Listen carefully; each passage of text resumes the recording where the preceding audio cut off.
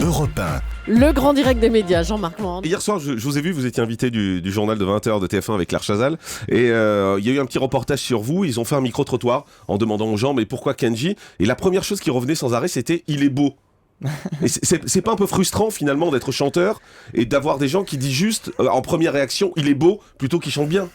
C'est vrai que d'un côté, je préférais qu'on me dise aussitôt il chante bien, qu'il est beau, mais ça me fait plaisir quand même aussi d'entendre.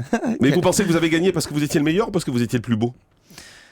Je pense qu'il y a quand même aussi le côté de mon style de chanson aussi quand même. Ça y fait aussi. Qu'il y a beaucoup de gens qui ont remarqué ça, et à mon avis que les gens qui remarquent juste ma beauté, à mon avis, je pense qu'il y en a. C'est pas beaucoup qui ont la même façon de penser.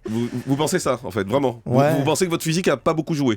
Si, ça l'a joué quand même un peu quand même. C'est vrai que voilà, disons qu'il y a beaucoup de fans. Et les fans, c'est quoi ? C'est des petites gamines de 12, 14 ans, c'est ça ? Ouais, c'est ça, qui sont très gentilles d'ailleurs, que je m'envoie des petites lettres très mignonnes, qui c'est très touchant. Mais c'est ça le public que vous avez envie de toucher ? C'est les gamines ou vous voulez un public un peu plus adulte ?